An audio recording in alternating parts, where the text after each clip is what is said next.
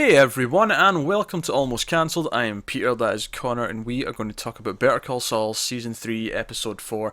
It's called Sabrosito. Full spoilers for the episode, as always. Do you know, I checked the time at one point during this episode because I was curious as to how far we were in before we saw Saul. I did the exact same thing, and then I was like, I checked it once once it flicked to Kim. Yeah. Because we hadn't even seen Kim yet either. It was pretty Yeah, much exactly halfway through the episode. yeah, just over. I think it was like Yeah. 25 minutes. So really, really big chunk of this episode, and it's funny because it wasn't even like it was the Mike plot. I mean, there was a little bit of Mike, but it was Gus and it was Yeah, Salamanca, and it was just them doing things. It was like, oh, we're following this now as well. Is this the third tent pole of the show? yeah, it was really interesting. It, Uh, I got a chuckle because the opening shot is the underwater one. I was like, this shot really reminds me of Breaking Bad. because it was used in Breaking Bad. Yeah, exactly. But I didn't realize quite at first, and then it comes up. I was like, oh, that was from Breaking Bad. That exact pull is from Breaking Bad. Although Indeed. it wasn't the only pull in Breaking Bad. Walter also had a pull that we sometimes got watery shots from. I Yep. almost have expected a teddy bear to float into frame at one point. But yeah, so this is Eladio's place, and we see him in a fair bit in Breaking Bad. Specifically, season 4 had a fair bit of him. And it was all to do with like Gus's past and like Gus and him go way back, and his friend was killed, and that was a big thing. That was a big motivation for Gus going forward. But basically, this was like the results of like Mike disrupting the supply chain. I suppose I say Yeah. supply chain, the the smuggling chain into the US. Is Salamanca comes up and he gives them some rolls of cash. This is what we made here. This is what you get for all the stuff that we brought He into seems the country. reasonably happy with it. It seems reasonably until the Gussie's man pops up and throws out this big stack of cash that's all been neatly wrapped and Three big stacks of cash. yeah. And then he's like, "Yeah, from now on, we're going to have it like this. Yeah. Yeah, this is what we're going to have now." And he goes on for like 5 minutes because he brings him a little gift because Salamanca's like, "Oh, we opened a," and this was all in Spanish with subtitles. They're like, so excuse the English and the Scottish accent when I'm doing an impression of Hector or Eladio, but he's like, yeah, he's like, oh, they bring him gifts, and he's like, we opened up an ice cream shop, so it's an ice cream truck that brings up the stuff. And we've seen this, of course, but he's just kind of giving this information to him. And then Gus's man's coming in, and it's like, oh, Los Pollos, here's a t-shirt. And he's got a t-shirt. I was surprised. I really thought that when he left and he put the t-shirt on, that we'd get a shot of the bobblehead thing still sitting on the table. It was like he's left it behind because he doesn't care. It's not useful. Yeah. Yeah, I It's just thought that too. stupid trinket. But of course, this all serves as the motivation for Hector and how he's pissed about what's happening, that someone is showing him up. And it leads to this fascinating scene in Los Pollos where him, Nacho, who we've not seen this season, I don't think. Yeah, have we? Maybe briefly? I don't recall him, but Yeah. maybe very briefly in like the background or something. Yeah.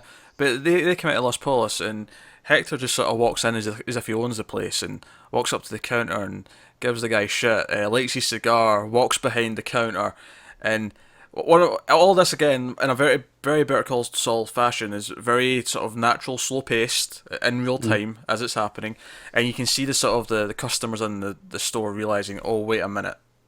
Something bad's going down to the point where this mother like says to the kid, right, we're going now, and that the henchman like stops him from leaving, and it's actually Natural from across the room. He's like, let them go. Just don't do it. Which obviously Natural's a character we know and we've come to know him a little bit over the last couple of seasons, but I think it's like, yeah, he's the one we know, so we care about him a little bit. So him making the little play that's like, no, don't, no, let the kid go. It's fine. Yeah, it's still a big moment for him because it just reaffirms that he's not a bad guy. He doesn't want to, hurt innocent random people. Yeah, he's He, not he doesn't evil. want them involved in this at all. He's like, no, just let them out. Yeah. Let's not involve them. Yeah, and obviously Gus gets a call, and I want to point out some lovely things here. I love that Gus happens to be at the fire station, given because he's donating to the local groups and things like that, as we've seen him do. But when he gets the call that something's wrong, and he goes out, he gets the call, he hangs up the call, and it cuts to this shot of him standing in the fire station between the fire engines, and you can see through the big the big shutters where they come out. And I love this idea that he's just got a call that there's a fire and he has to go put it out, and he's standing in a fire. It just Yeah, the symbolism's just fantastic, yeah, isn't it? it all worked for me. It was all working for me, and he goes in. And all the employees are sitting there. They've got all the employees rounded up, and Gus is like, "Oh, everyone will get paid for the full shift, but you can all leave. Regular schedule tomorrow."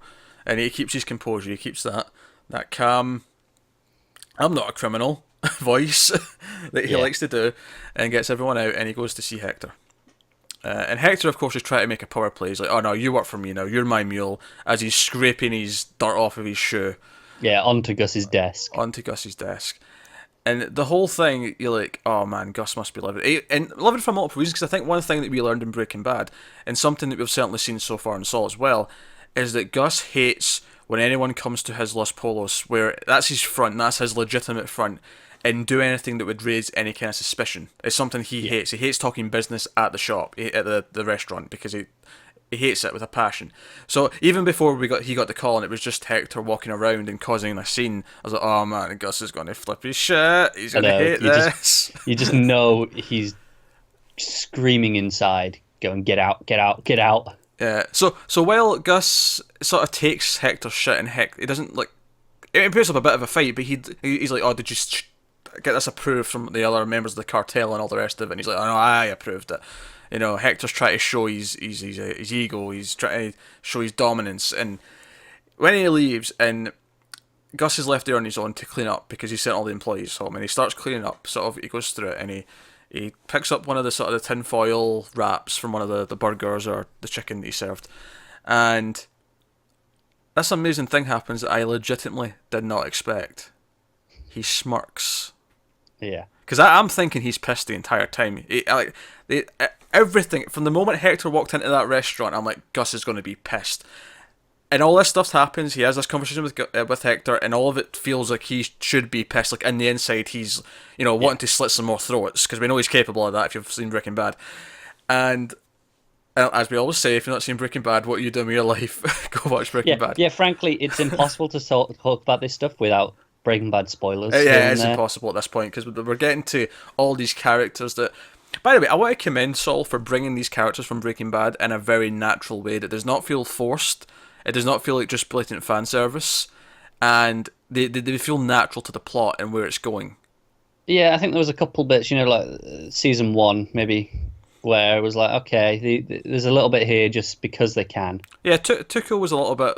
it was like, oh, big end of the episode. Oh, Tuco from Breaking Bad. Yeah, it's like, hey guys, we can do this sort of thing. Yeah, I feel like everyone this season, and even last season as well, have all been very natural, because it's all Mike getting into this world and all that kind of thing. Yeah, it's exactly what should be happening. So he smells, and he he notices the trash can across the room, and he throws the little ball of foil that he's made, and he gets a 3-pointer, as it were, and he's a happy man. And obviously it becomes clear later on when he goes to see Mike, because Mike of course refuses payment for what he's done, and he's like, oh, I didn't do it for me, I don't want the money. And Gus gets that he didn't even do it for himself or that he wanted vengeance. This was about the innocent person that got killed because of what he did before. Yeah. And Mike has a conscience, and we see he's got a conscience because when he goes and visits his granddaughter, and he's refusing the ice cream, and he's sitting there, and you can tell his soul is just being eaten away. Like, and part of the way I read that as well is like when he was on the phone with her, and he's like, "Oh no, I shouldn't come over and put you out. I don't want to come over." I kind of get that because he's more into this lifestyle now, because this is becoming part of his life, and he recognises that he doesn't even want. It's almost like he wants to still support his family, but keep away from them. He doesn't want them to be dragged into this with him. Yeah, he wants the distance in case. Yeah. I mean, he's already aware of what Gus is capable of. He doesn't want Gus to turn on him and go after his family, because he knows that, it'd be easy for them to find him. Not even that. I think even just a case of the authorities, if he ever gets caught, he wants to keep them at a distance for that reason. And I think he knows that this isn't just him getting out, because I feel like season one Saul, not season one Breaking Bad, season one Better Call Saul, Mike would never have answered a question like he did in this episode, because Gus says to him, if you ever decide you want to work for me, like, because obviously Gus recognises Mike is a very skilled individual. He is very good at what he does. Yeah. And Mike says, Yeah, maybe. I'll keep that in mind. Depends on what the job is. I don't think season 1 Mike would have ever said that. But he is Nah. into this now. Like, he's almost getting a taste for it. And obviously they have that whole thing where... We'll get to the scene with him doing the stuff for Saul, but... where he says to Saul, "Oh, it's nice to have fixed something for a change," when he's talking about Chuck's door. And I love when it cuts to this next scene when he's in his booth again. He's reading a hardware magazine. Yeah. And I thought that was a pretty nice little touch. That he's Oh, it like, is. "Oh, I enjoyed fixing a door. Maybe I can get into this." Yeah, do a bit of woodwork. But no, so I thought that was great stuff for Mike's character. Like, seeing how far he's come, that he gave that answer to Gus, that he's almost got a taste, maybe a little bit for this. Absolutely, because like you say, a couple of seasons ago, he'd have just told Gus to piss off. Pretty He much. wanted nothing to do with any of that sort of stuff, and it's just slowly been eroded to the point where maybe he's not willing to take money for it yet, but it's just eroded where he's like, okay, I'm good at this. Yeah, 'cause it's almost fulfilling for him. Because season 1 it was about getting money to support them. Season 2 it became personal because they threatened his family, and he wanted vengeance for that. But now it's kind of turning where he's realised he's into this lifestyle, and I think it's really fascinating to watch this. I do think it's something to do with maybe a pride in his work. Like he knows he's good at it, and obviously when he used to be a cop, he was good at that. And now he's just this booth attendant, and he's just sat there, and he feels like he's wasting his life maybe. So even if this isn't something productive or good, it's something he's useful for. That said, I really wish... You know, Victor comes earlier and he gives him the money, and then he drives back round to get out, and he throws the money back at him. I would have laughed a lot if he'd said, "Where's your stickers? Give me your stickers." I almost thought he was going to for a second. you know when Victor's like, "Oh, you're gonna let me out?" I thought it was like, "Well, where's your stuff? You got to pay to get out." Oh, it's so good. All the Salamanca stuff, all the Gus stuff was just riveting stuff. And obviously Gus comes back in the next day, and the staff are all kind of like, "Oh, that was weird. What's going on?" And he gives them this story about how they sort of harassed him for money down south, and now they try to do it here, but and he gives them this inspirational speech. He also gives them 24 hours of overtime extra on top of the regular pay, which I'm sure... Very generous. Yeah. Well, we know we can afford it. We do. He's not just selling chicken or Gus here. he's making some extra money on top of that. But again, that was just a great scene. It's shown how Gus is good at keeping this public image and keeping people thinking what he wants them to think. Yeah, it's this idea that the public persona of the good person that he puts on, like this 24 hours overtime, he didn't need to do that. The speech was probably enough on its own. He'd covered it. And then he goes, you can all have 24 hours overtime, just to really sell that he is a good person, sort of thing. And he's like, no, you all deserve this. Yeah. No, that was great stuff. It was great stuff for Gus. And that's what really fascinates me, is that we're getting scenes where it's just Gus's own plot.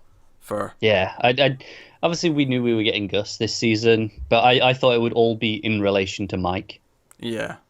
But it's really fascinating to see it just... It's somewhat obviously relevant because it's a result of what something Mike did, and he comes back to Mike later on in the episode, but we do get it's from his perspective almost a lot of the stuff in this episode. I did expect it all to be filtered through Mike's point of view, whereas this is not that at all. But that's okay. I am okay with that. We can have more Gus, please. That's fine. I'm happy.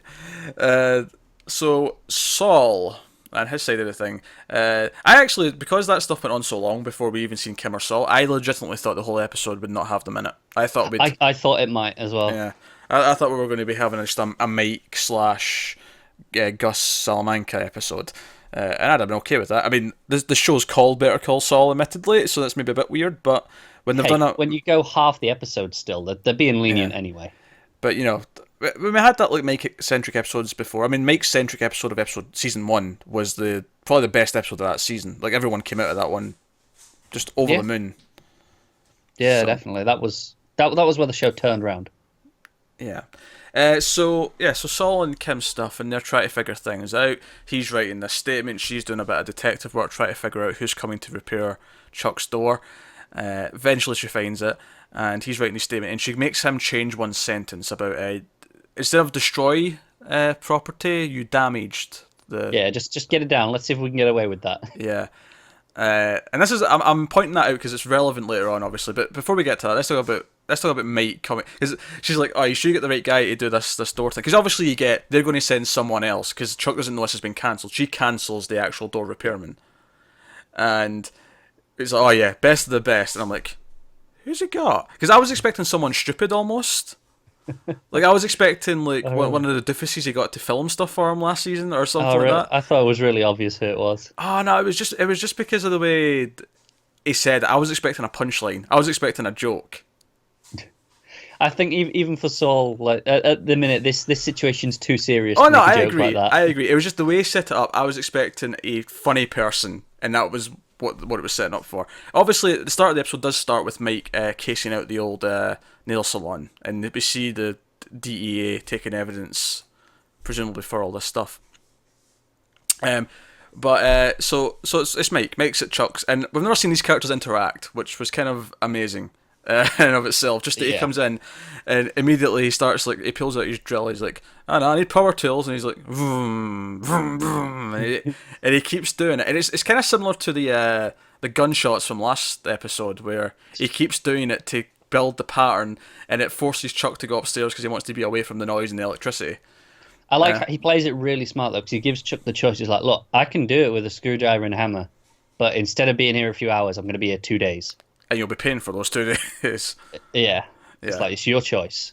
Yeah, no, he sets it up. He makes him make the choice, and I was wondering what he was there for, because I was like, all right, so maybe they're assuming Chuck's got another copy of the tape. They're going to get Mike to grab it, root around, yeah, perhaps. Maybe plant a bug or something. It seems like obviously takes a bunch of photos to show the damage of the door, show various other things, general evidence, and he also gives him a bit of paper with a thing on it from an address book, which I think is important given the end of the episode. But that seemed to be it. So Saul and Mike are in good terms anyway. Yeah. And like, I mean, as good as terms you can be with Mike, because Mike's a pretty gruff guy. But that kind of leads us to the Saul stuff, and obviously we go to this hearing, and there was lots of little touches to this little meeting with the prosecutor, and them, Saul not saying hi to Chuck, where everyone else kind of gives this formal. It's not even hi; It's just their names back and forth, like Chuck, Kim, Howard, Kim. Like, it's just that. But one of the things I loved, is the prosecutor comes in and she's very friendly with Chuck and Howard, and she starts making all this small talk about his condition. And I love the way it's framed, is that Kim and Saul are in the middle of the frame, and they're on either side having this friendly conversation with each other, and they're just sitting there in silence waiting for it to get going. It's like, there's no bias here. Yeah. So I loved here as well as she's like, oh, everyone left their cell phones. Like everyone in the room's not intimately familiar with the condition already, and like they're probably the people most well aware of all of this in the world. Now I get that this is set before Breaking Bad, so it's probably before this stuff existed. But I think if I was Saul in this particular situation, I would have whipped out like 4 tablets and just no, I've got all my notes on here. Yeah. Maybe a laptop. Laptops. What about a laptop? That's still suitable for the time period. So they go through his statement, and she's like, right, everyone's had a chance to read the defendant's statement. Is there anything that we are not happy with in the statement? And without a pause, it's not even like a moment of hesitation, Chuck's like, well, yes, actually, on page 2, there's and he brings up the exact line. You know exactly what he's going for. Yeah, it's the exact line that Kim got Saul to change and said, let's see if we get away with it. And they're like, no, I think destroy. And it even questions the terminology of like property. It's like, oh, this isn't. I mean, the door maybe counts as that, but this is a tape. This is something that's irreplaceable. This is a cassette tape. This is destroyed beyond repair. Damaged implies it can be fixed. Is kind of what he argues. And it's all this awkward sense like, well, is that suitable? Like, oh, do you want me to? Okay, and he writes out in hand over it and signs it, initials. He's like, yep, initialed, JMM. Yeah, I think the whole thing on Saul and Kim's part is they're trying to get the tape out of it, like entirely, because obviously we see here damage, like he says, it doesn't work for the tape, but it does for the door. When they go to pay the amount, he's like, we'll pay it all here. It doesn't include the tape in the original amount. Okay, you're reading into it in a slightly different way. Not because I don't disagree with anything you just said, but I wasn't thinking about that in this scene. Honestly, all I thought when Chuck changed the amount is how petty he was being. He's like, oh no, that's not quite right. It's not 332. It's 334.98. I think. Oh, he's very petty. Don't get me wrong. He's being petty. He's being smug. His hubris is showing. Whole thing. No, I think they are up to something with the tape. They're, but I don't necessarily. I mean, maybe they were just trying to like pull a fast one and sort of, oh, this wording doesn't count the tape. You can't count that later. Yeah. I think they know Chuck's too good for that. Obviously, the end of the episode is a little bit different. Saul storms out, goes away. Well, obviously, first there's the really awkward apology, which was great because it was Saul basically telling Chuck what he's done to him. He's like, oh, you should never do that to your brother. Like, yeah. I love how I brought up because obviously when he was writing the letter earlier that we saw, he was like, oh, I'm not sure if it's remorseful enough. And that's what the prosecutor brings up straight away. It's like, I don't feel the remorse in this. Yeah. So that was good because he's basically putting all this obvious subtext for Chuck to pick up on because that's how he feels. I love that the only person who wouldn't have got that was the prosecutor. Oh yeah, everyone else in the room was so aware. Yeah, everyone else in the room was like, oh, this is so not genuine, but that's enough for her. She'll take it. It made me chuckle when Kim and Howard both leant back in the chairs. Do you know? She said, "Oh, look at them," and they were like, "Oh, I'm getting out of this." Yeah, that was because she said you have to look at your brother in the eye. So and because they're sitting far apart and they're all in a straight line, Howard and Kim just got to go like that. It's like I want nothing to do with this. Yeah. I've been waiting for an excuse for that. That was good. But so after Saul runs off, and Kim comes out and she tries to talk to Chuck and Howard. And she brings up, all right, so let's talk about the copy of the tape. You obviously made a copy, right? You obviously did. And Howard tries to sort of not speak about anything. He's been all lawyery. And Chuck's hubris, I'm going to use that word again because I feel it's really important here. He's like, oh, of course, that was the copy that Chuck destroyed. Saul. That was the copy that Saul destroyed. Of course it did, but it's under lock and key. It will be presented as evidence when it's required. And so on and so forth. And then she walks out, she meets Saul outside, and he's like, oh, how did it go? And she's like, bingo. And they walk out, and there's this great ending shot where they walk out the doors side by side, kind of in unison. A great episode, but that shot was probably my favourite. Just this victory exit. Yeah. Now, how I'm reading this, right? I watched this maybe about an hour before you did. I had a little bit of time to sort of see what people were saying about what they thought, because obviously they've just thought they've accomplished something. They've just accomplished something they set out to do, and there's maybe a little bit of speculation or debate as to what they did just accomplish. Now, I'm sure we'll get this answered pretty quickly next episode because we'll see what they're doing. I would assume they just wanted to confirm where the tape was somewhere and the address from earlier. Well, yeah, I think that's the obvious thing to assume is that there's the address from earlier is where the actual tape is, and they're going to maybe. Although it's all I'd say to Mike, we're square now, so I don't think he's planning on Mike going to get it. But I don't know. But the plan could be to try and get to the tape and get rid of the evidence. However, this could be incorrect, but I think there's actually a valid point because Chuck mentioned that Jimmy didn't destroy the original; he destroyed the copy. Yeah, I think that's important. Partly because of all the wording that he made them go through about it being irreplaceable and all that. Well, it's not technically irreplaceable. It's a copy. You have another one. Yeah. And because he had this line as well about the bar. If you're like, it's a hearing for them. They're a bit more lenient about what counts as evidence. So I feel like I honestly think they're going to trip up Chuck. As good as Chuck is, I feel like they've thought of something. I'm not entirely 100% sure what the plan is. But I feel like they're going to trip them up. That. They've definitely got a plan, like whatever it is. They're confident in their plan at the very least. Do you know what I like about that? I liked it in the last episode. It kind of felt hopeless for them. It's like, well, Chuck's so good. He seems to have you bent over. Like, I don't know how you're going to get out of this. And actually having them be so confident at the end of this one, it's like, oh, what have they got up their sleeve? Yeah. I actually think the ending shots of these two episodes have been fairly similar because that was the hopeless one. They were outside by the window and they were almost silhouette. And this one is them walking out of the doors. But again, it was almost silhouette the way they were lit because of the light from the outside. But they were walking into the light this time. Exactly. Yeah. That's interesting. That's good stuff. So, I think that's important. I think it's important that he did not destroy the original. He destroyed a copy. Yeah, absolutely. and that wording was never in the statement, and I feel like this is all going to be important.